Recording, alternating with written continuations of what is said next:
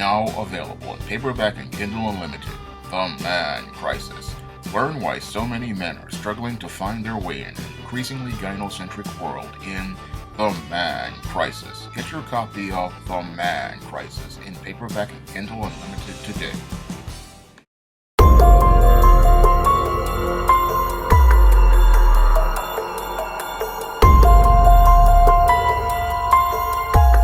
There was a tragic mass shooting in Sacremento, California. And in this incident, 39-year-old David Mora Rojas is alleged to have taken out an AR-15 style weapon and allegedly murdered his 3 children and a chaperone who was supervising the visit before taking his own life. Now, the police see this mass shooting as an isolated incident, but when I take a critical examination of David Mora Rojas's background and his behavior, I see him as a textbook beta male, like I talk about in my book, The Man Crisis. And it's clear to me that your David Mora Rojas was one of these beta males in crisis who had an extreme insecurity problem as related to his relationship between himself and the mother of his children. Now, according to reports, the mother of his children and his girlfriend alleges that your David Mora Rojas got extremely jealous of her, and the thing was he was fearing that she was going to cheat on him. And because she feared he was going to cheat on him, this is what made him extremely violent and abusive.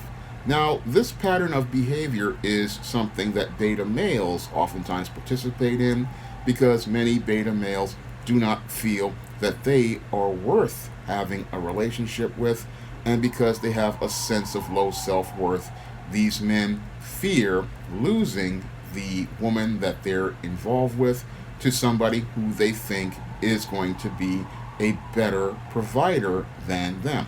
And because these men fear losing the woman that they're involved with, they are always casting doubts on their relationship's security, and they're always pointing a finger at the woman, going out here and accusing her of cheating. Now, ironically, it's these doubts and fears that these beta males have that actually leads to the relationship deteriorating and falling completely apart, because when these males go out here and make these accusations and then get themselves emotional to the point where they're simmering and boiling in anger, they explode in rage and participate in violent assaults on the woman in an effort to try to scare her into staying in the relationship. Unfortunately, what happens in a lot of cases with these beta males is that their erratic and violent behavior is the thing that winds up making it where the relationship becomes untenable, and that woman has to go out here and seek out help from outsiders to be able to protect herself from this extremely dangerous man. But the core reason why this man is so violent and dangerous are his insecurities about himself and his extremely low self-worth, because he feels that he's not worth having a relationship with.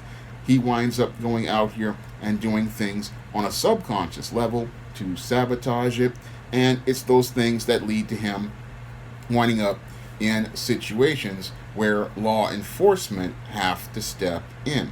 Now, your David Mora Rojas, what made his situation even worse was that in addition to his insecurities about his relationship, he was also struggling with long-term unemployment as related to the COVID-19 pandemic. Now, it looks like to me your David Mora Rojas was laid off from his job, and that's another thing that exacerbates the insecurities that beta males have, because a lot of beta males, they identify through their job, and when they don't have a job and they're having issues at the home with their girlfriends, what happens is this makes them feel like less of a man. So you have a man here who is feeling very inadequate about his relationship, and unemployment exacerbates his feelings of insecurity and inadequacy, and this leads to a man who winds up simmering and boiling in anger, and he winds up, because he has no place to work on or navigate through his feelings, he explodes in rage at his family. And that's what led to domestic violence incidents in the home of your David Moore Rojas, and his home situation deteriorating over the last 2 years. So as his home situation deteriorated, his girlfriend then went to law enforcement, and she went to the church, and the church, in its efforts to try to help the family, wound up relocating the woman and her children to one home, and wound up relocating Mr. Rojas to another home, and they were trying to make it where they were trying to make things work with this family. Now, there was a restraining order filed by the girlfriend in family court against Mr. Rojas, and what happened was he was only supposed to visit the children under the supervision of a court-appointed chaperone. Now, a 59-year-old man from the church, an elder, came out and volunteered to be that chaperone to be able to ensure that these children would be able to see their father. However, the insecurities and anger of Mr. Rojas possibly exploded in rage once more, and this is what led to a possible domestic violence incident where Mr. Rojas was arrested on February 22nd, and this is what led to your Mr. Rojas having his motive for murder, because what happened after he was arrested for domestic violence was he would possibly lose custody of his children and lose his visitation rights. And him losing control of his world, this is what led to this man possibly going out here and making a final explosion of rage, where he wound up going out here to plan to murder his children, because he felt like he had absolutely nothing to lose at this point. This man was already fragile as related to his masculinity and extremely insecure, and with his world deteriorating, he then felt like with his whole world practically crumbling around him, he would go out here and destroy everything in it so that nobody else could have anything. And also he wanted to go out here and spite his girlfriend. So one of the reasons why these mass shooters go out here and kill the children in some cases is because they want to get back at the mother of those children for having the audacity to go out here,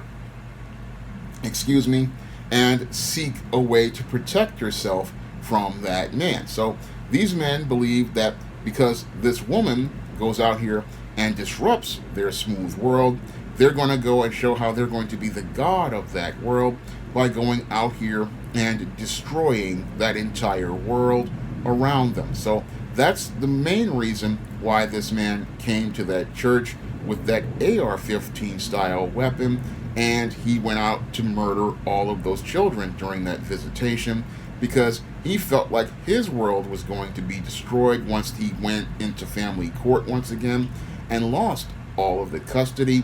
So he was going to destroy the world before the court destroyed the world, and that's why he went out here and murdered his family and the chaperone before taking his own life. And he took his own life because he was scared of having to deal with the criminal justice system, and he's scared of having to deal with the whole system going out here and prosecuting him to the fullest extent of the law, because a woman beater in prison is not someone who's going to be treated very well. No, a woman beater in prison is somebody who is going to catch a beat down from Bubba and Tiny before they trade him for Little Debbie snack cakes, ramen noodles, and cups of coffee and cans of Dr. Pepper. So this man knew that he was going to wind up in a really bad situation, and he felt like he had nothing to lose because he felt like either he was going to hell or he was going to prison. So he decided to just go out here and destroy his family because he felt like he had nothing to lose. And this is the kind of behavior that men in crisis participate in. And the sad part is, even though people were trying to get this man in crisis help, they really didn't know how to help this man in crisis because they didn't really know the core foundations of what was causing this man to be in crisis. When I read his story, I knew that he was a man in crisis, and the foundations of his crisis come from those insecurities about his manhood, those insecurities about his male identity, those insecurities that were exacerbated by the lockdowns, which led to many men losing their jobs. And it also, they don't understand that how jobs relate to some men's identity, especially beta male. So when you strip a man of his male, of something that he's connected to and his ability to make a living, this makes an extremely fragile man even more fragile. And that man, when he starts to see himself not able to make a living and he's not able to care for his family, and on top of his insecurities about his relationship, this leads to a man becoming a man in crisis. And as that ticking time bomb has its fuse lit, it's only a matter of when this man is going to go off, and it's a matter of how much damage he's going to do. Now, some people will sit there and say that even though this man had a restraining order against him, he was able to get a gun, and that again shows how gun control laws do not work in these kinds of situations. When you're dealing with a beta male ticking time bomb, you can have all the laws in the world. Those laws mean nothing to a beta male because a beta male is a person who no longer is following the rules because that beta male has absolutely nothing to lose. And because this man has absolutely nothing to lose, he doesn't care about your laws. So if you want somebody to think about caring about a law as related to a restraining order, a beta male is not the person who does that because he has absolutely nothing to lose. He does not care, and all he's thinking about is ending everything in a blaze of glory as he participates in the most extreme as related to the spectrum of violent behaviors. And with this man already have been arrested several times for domestic violence, he could care less about the law at this point because the law does not matter to him. And this is something people need to understand about beta males when they are in the nothing to lose stage. A beta male in the nothing to lose stage does not care about anything at that point. So you can have all the gun control laws that you want. You can have all the restraining orders that you want. He has no care about anybody's boundaries. Your boundaries don't matter to him because he no longer respects anything or even himself at this point. So you sitting there thinking, oh, the law could stop him. No, the law cannot stop these kinds of men when they're in the nothing to lose stage.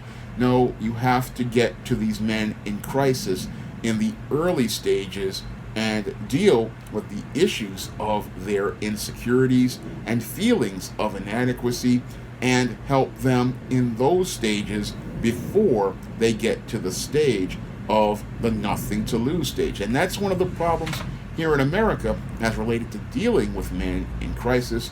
We oftentimes wait until it's too late to go deal with these men, and we don't have things in place to provide interventions for those men, because in some cases, like in the case of this man, in Hispanic culture, they believe, oh, the man acting jealous is something that's considered normal.